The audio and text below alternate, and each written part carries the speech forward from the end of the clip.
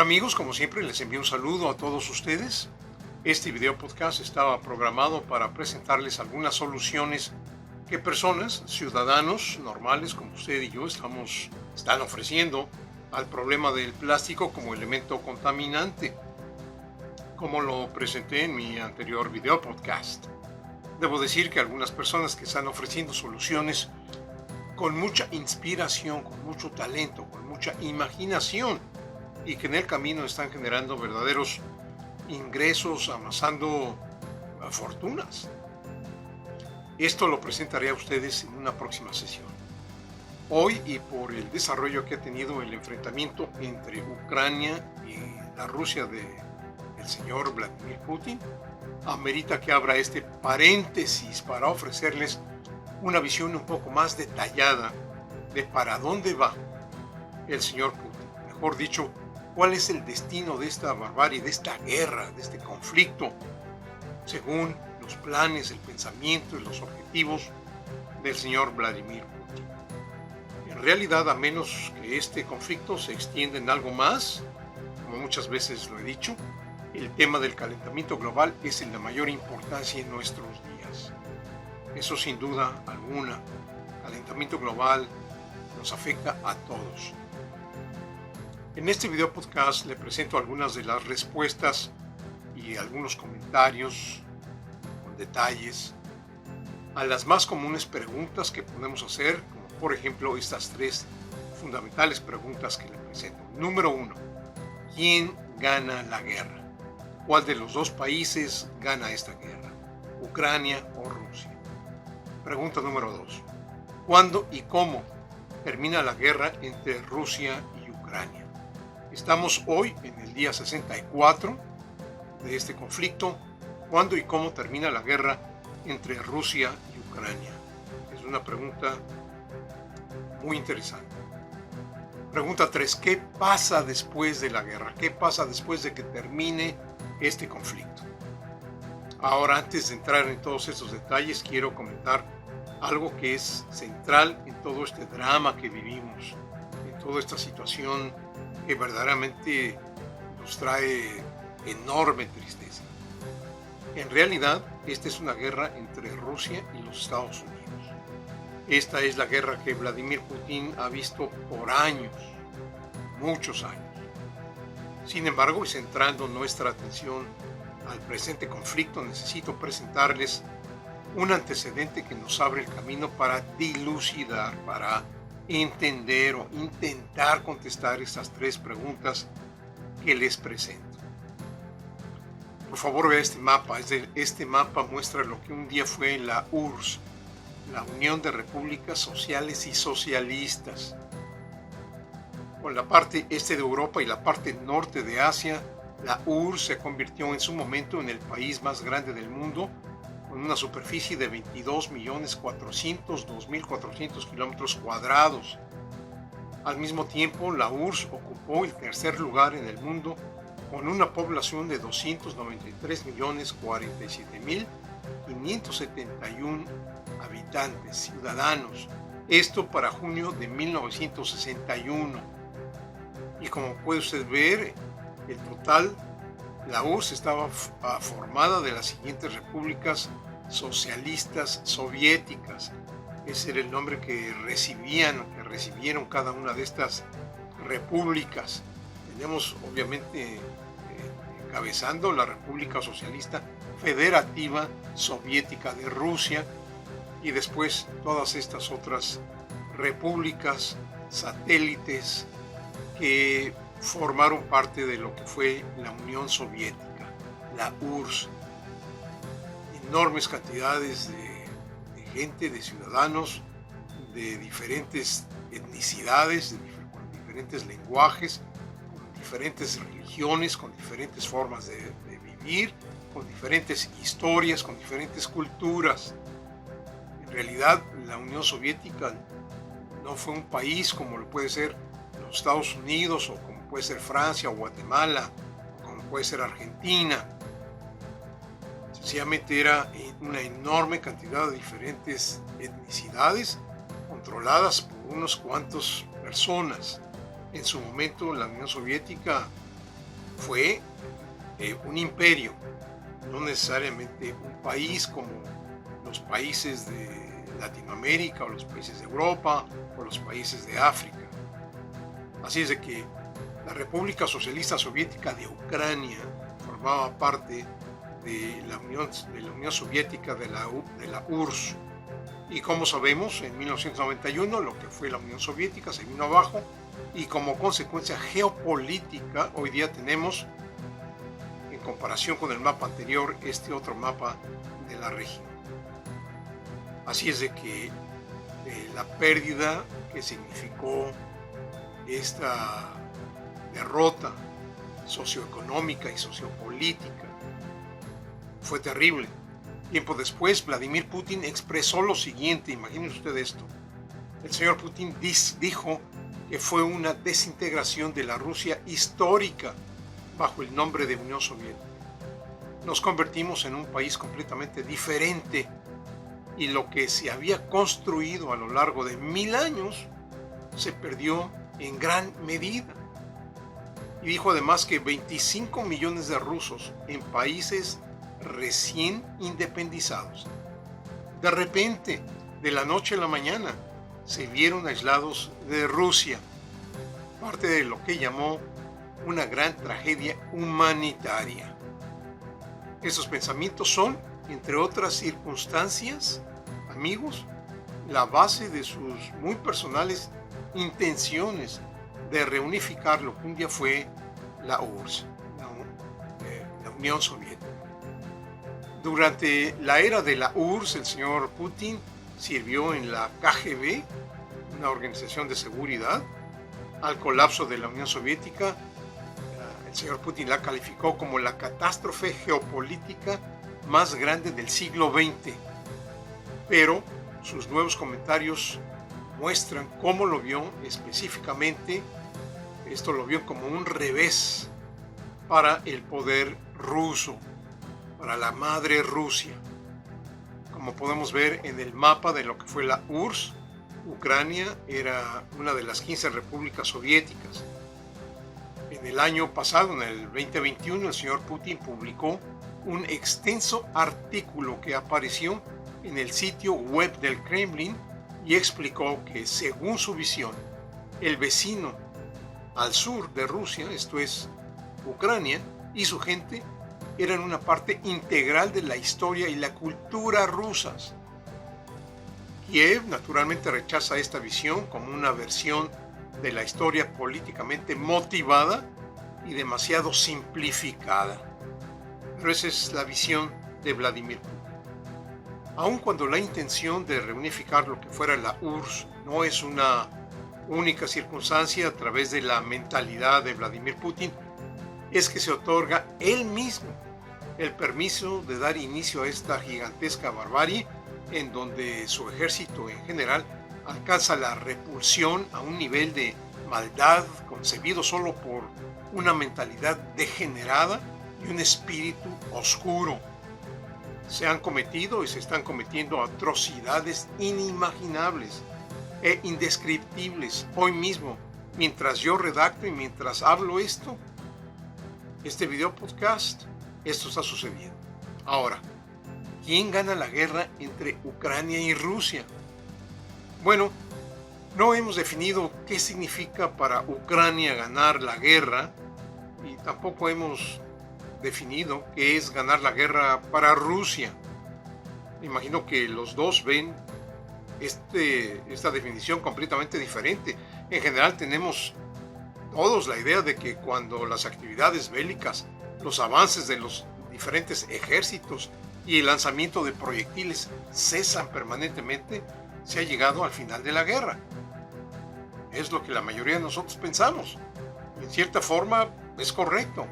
Sin embargo, hay eventos y circunstancias que hacen prevalecer los conflictos, la violencia, las animosidades y desde luego desacuerdos que tienen potencialmente el poder para que prevalezca la guerra, por lo menos la guerra fría entre dos países por muchos años. Quizá para Ucrania ganar la guerra signifique ver los ejércitos rusos fuera del territorio ucraniano. Para Rusia ganar la guerra puede significar apoderarse de áreas específicas del país que le permita, entre otras cosas, accesar al Mar Negro. Esto es el puerto de Odessa. Para Rusia, entre otras cosas, hay un componente económico de gigantesca magnitud e importancia. Y no hay que perder de vista este renglón. No hemos abundado en ello, pero es muy importante. Cada uno de estos dos participantes tienen diferentes visiones que contesta la pregunta, ¿qué es ganar la guerra? Pero bueno, ¿quién gana la guerra? Esa es la pregunta que, adicionalmente a mi anterior comentario, tiene desde luego componentes militares. Aquí le paso esta información que es válida para abril del año 2021. Esto que le comento era válido en abril del 2021. Con esto nos damos una idea de la talla de los contendientes, por decirlo de esta forma. Y una vez más, le repito, esta información fue válida para abril del año 2021. De un lado tenemos a Rusia, del otro lado tenemos a Ucrania. Personal enlistado, tenemos que Rusia tiene 771,000 soldados, Ucrania 200,000. Rusia tiene 20,050 tanques de guerra, Ucrania tiene 2,045. La Fuerza Naval rusa tiene 314 buques contra 40 ucranianos. En piezas de artillería, Rusia tiene 14,557, Ucrania tiene 3,973 y la Fuerza Aérea de Rusia tiene 4,441 aviones y Ucrania tiene 425 aviones. Esto es válido para el año pasado. Con estos números nos podemos dar una idea de la desigualdad que existe entre estos dos ejércitos. Hay un renglón que no incluye en esta relación bombas nucleares, armas nucleares. Rusia tiene más de 1,500 ojivas desplegadas en sistemas estratégicos de largo alcance y casi 3,000 en reserva. Esto según una evaluación publicada en el Bulletin of the Atomic Scientists. Ucrania no tiene bombas nucleares. En papel, creo que está usted de acuerdo en que Rusia podría ser el ganador de esta guerra. Entiendo el optimismo, el positivismo y la motivación detrás de los deseos de que sea diferente, de que Ucrania, en este caso David, venza al gigante Goliat, en este caso Rusia. Todos o muchas gentes lo deseamos. Creo que las diferencias son insuperables. Sin embargo, como vemos, Ucrania no cede una pulgada y no retrocede ni para tomar velocidad, para dar el brinco, como se dice por ahí comúnmente. Les ofrezco un breve análisis de la situación desde un punto de vista general. Esto es viendo el bosque desde lejos, desde lo alto, en una perspectiva total y no solo viendo un árbol. Ve usted el mapa de lo que fue la URSS. Rusia estaba prácticamente rodeada de estas 15 repúblicas socialistas que le presentamos hace momentos. Bueno, estos territorios ofrecen un excelente amortiguador en caso de una potencial invasión que NATO o la OTAN pudieran ejercer o pudieran hacer en contra de Rusia. Tengamos en cuenta la invasión que experimentaron los rusos en junio de 1941, cuando más de 3 millones de tropas alemanas invadieron Rusia en 3 ofensivas paralelas, en lo que se considera, en lo que es la fuerza de invasión más poderosa en toda la historia. Por favor, vea este mapa. En azul, los miembros de NATO o de la OTAN, en español, y solo en Europa. Una invasión a Rusia como la que experimentaron en 1941 es posible de contemplar. Este componente es otra de las fuerzas fuertes que mueve, unas fuerzas grandes que mueven poderosamente a Vladimir Putin en su objetivo de recuperar territorio. Pareciera ser que este componente. Es otro de los objetivos que Vladimir Putin tiene en recuperar territorio para hacerse de un amortiguador en caso de un conflicto con el oeste, o sea, con la OTAN, NATO. Esto es otro motivo, este es otro componente. Si esto que les platico es correcto, esta guerra con Ucrania es la primera, pero no la última. La pesadilla que experimentan todos los líderes y todos los presidentes de todas las naciones miembros de la OTAN es que este conflicto se derrame hacia afuera de Ucrania. Pero si esto que les presento es correcto, esta es la primera guerra, no la última. En papel, Rusia debe ser el ganador. Sin embargo, la opción menos favorable, que Ucrania resulte victorioso de esta terrible situación, es el resultado que todos los países de la OTAN, sin excepción, todos los presidentes de todos los países miembros de la organización y otros muchos que no son miembros de la organización desean. Para este efecto es que Ucrania recibe millones y más millones de dólares en sistemas de seguridad, una forma velada de decir armas. La lista de armamento que ha recibido Ucrania es larga y continúa en aumento. Estas armas deben de ofrecer un impacto a favor de Ucrania en los próximos días. Estimo que para las próximas semanas de mayo, Ucrania estará en posición de causar serios daños a los ejércitos rusos que están dentro del territorio de Ucrania. Ucrania ha recibido enormes cantidades de armas y está recibiendo tanques y elementos de artillería importantes. Aun cuando los números muestran una enorme desigualdad en poderío militar, Rusia tiene varios problemas y son muy serios. Para empezar, sus tropas carecen de liderazgo, de entrenamiento, de motivación y de recursos materiales. La logística de los rusos es terrible, es malísima. A nivel país, Rusia está empezando a enfrentar internamente serios problemas sociales, así como económicos. Adicionalmente a esto, el señor Putin enfrenta problemas militares, específicamente una real falta de tropas regulares que pueda enviar al frente de Ucrania. Si el señor Putin pretende controlar todo el sur de Ucrania y Moldova, antes de continuar su campaña hacia Lituania y Polonia y los países bálticos, no tiene suficientes tropas para esas campañas adicionales. De momento, Vladimir Putin teme no tener suficientes tropas para mantener sus propias fronteras en el oeste del país suficientemente protegidas. Rusia tiene una frontera larguísima. Observe usted que digo Lituania y Polonia y los países bálticos, que son miembros de la OTAN, que son miembros de NATO. Desde donde veo al señor Putin, me parece que por largo tiempo ha tenido la impresión de que la OTAN, de que NATO, es una organización que no hay que tomar muy en serio. En la mente de Vladimir Putin, él ya está en guerra con la OTAN desde hace tiempo, desde hace rato.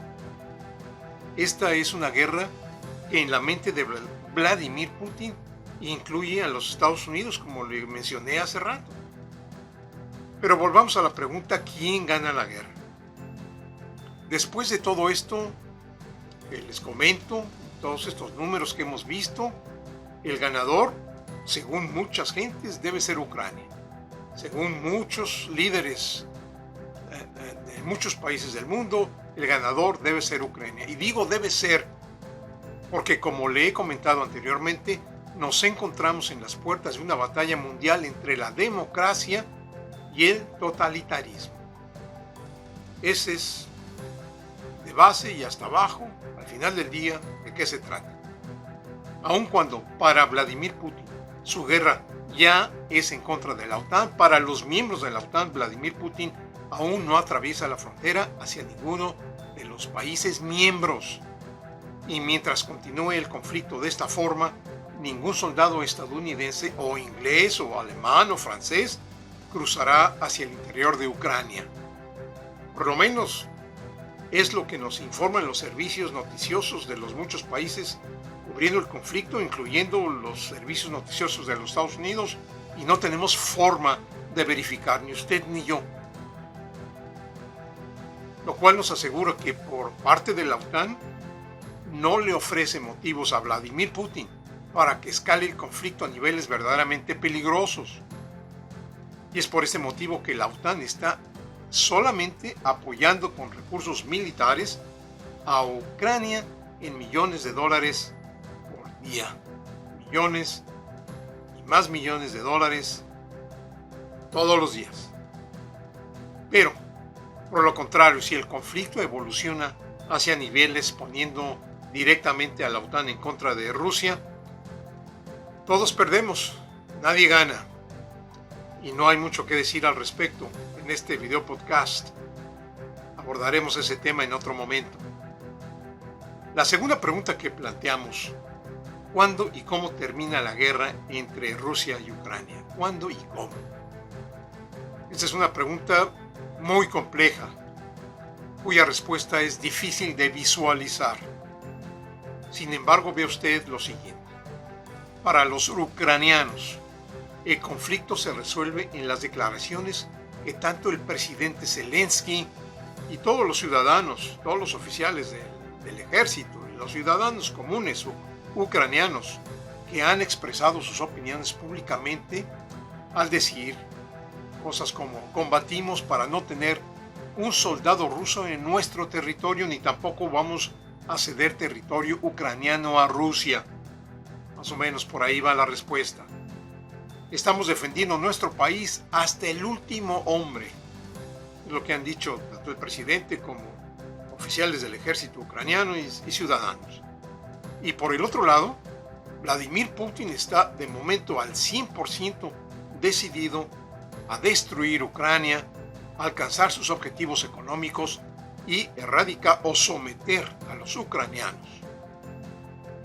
Si concedemos que Ucrania alcanza la victoria, significa que el ejército ruso es en parte exterminado y el resto nulificado. Las regiones de Donbass y la península de Crimea son recuperadas. Eso es lo que se ve. De momento, y como vemos lo que está sucediendo esta semana de abril 27 del 2022, esos avances militares, esos objetivos por parte del contingente ucraniano, no se ven muy a la mano, no se ven muy sencillos de obtener. Tenemos que observar y tener muy en cuenta que Vladimir Putin tiene, haciendo énfasis en la palabra tiene, que festejar victoria sobre Ucrania el día 9 de mayo. El señor Vladimir Putin tiene que festejar victoria sobre Ucrania el 9 de mayo, fecha en que Rusia se conmemora el día de la victoria, el día en que los ejércitos fascistas de Adolfo Hitler se rinden ante el ejército soviético. Desde entonces se celebra con un desfile militar en la Plaza Roja. Ese es un día muy importante. Déjeme que le diga esto: a Vladimir Putin le urge una victoria que festejar el día 9 de mayo. Le urge. Esta situación ofrece una presión extraordinaria al personal de comando ruso, que en su desesperación se pueda inclinar a ver con simpleza la utilización de alguna arma táctica nuclear en Ucrania. Esto le daría al conflicto un giro, una magnitud completamente diferente, una magnitud mundial. Esta opción nadie en el mundo la quiere ver. Eso pienso. Ojalá así sea. En medio de todo esto, no hemos tocado el tema de la economía ucraniana, un tema que por sí solo es muy extenso.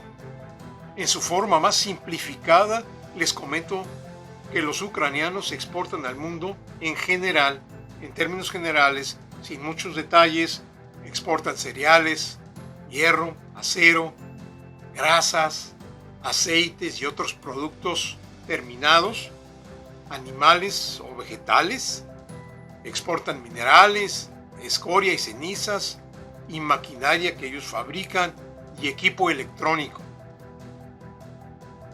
Este año, y por lo menos por los próximos varios años, la economía de Ucrania se reduce a la economía de algunos de los países africanos en los años 1950, con una población de, digamos, 45 millones de ciudadanos. Suponiendo que Ucrania venza a Rusia, completa o parcialmente, y eso está por verse. Este año no hay producción. El siguiente año tampoco habrá producción. Y el que sigue, y el que sigue, y el que sigue. Como se ve hoy, Ucrania tiene un futuro oscuro y muy complejo. En cuanto a qué pasa después de la guerra, realmente depende de una buena cantidad de variables que van desde un acuerdo parcial de paz promovido por Vladimir Putin, una cesión de territorio ucraniano a Rusia, o una victoria de Ucrania sobre las fuerzas rusas, o la derrota de Ucrania que someta el país entero a vivir bajo el control ruso. Si esto es así, la situación puede durar varios años hasta que al final llegue el final del imperio ruso. Le puedo comentar que si el conflicto termina con una victoria de Ucrania sobre Rusia, si así fuera, vamos a suponer que así es, en un periodo de 2 a 4 años, Vladimir Putin llega a su fin como dictador de Rusia, como ha pasado con otros dictadores en Rusia anteriormente. Todas estas opciones son posibles y muy probables. Todo esto obviamente condicionado a que el conflicto continúe sin recurrir a armas nucleares, que Vladimir Putin tiene bajo su control, en la medida en que los ejércitos ucranianos vayan acumulando victorias y más victorias gracias a la enorme cantidad de armas que han recibido y que siguen recibiendo y que recibirán todos los días. Vladimir Putin tendrá más y más necesidad de recurrir a estas armas tácticas nucleares. En algún momento necesitamos preguntar si hay alguien o un grupo de personas en el Kremlin con la visión de detener en su momento una acción de esta magnitud. Ojalá así sea. Una cosa es muy importante que veamos todos nosotros alrededor de este conflicto. No hay una versión de paz que satisfaga a ninguno de los dos países. No hay una versión de paz que satisfaga a Zelensky y que también satisfaga a Vladimir Putin. Como que vemos la enorme fragilidad de la humanidad, en un instante y por la estupidez de una sola persona, puede sucumbir toda la humanidad. Les invito a continuar observando el conflicto. Retomaremos el tema del calentamiento global sin abandonar de todo este conflicto que nos ofrece la oportunidad de atestiguar los resultados que como sociedades obtenemos después de hacer a Dios a un lado del centro de nuestras naciones. Cuando eso sucede, vemos a Dios afuera de nuestras naciones y esto sucede. Mientras tanto, en donde quiera que usted esté, tenga un buen día, tenga cuidado y manténgase bien informado. Soy Francisco Chaparro y les envío un saludo a todos ustedes desde el estado de Texas, aquí en los Estados Unidos de América. Gracias. Adiós.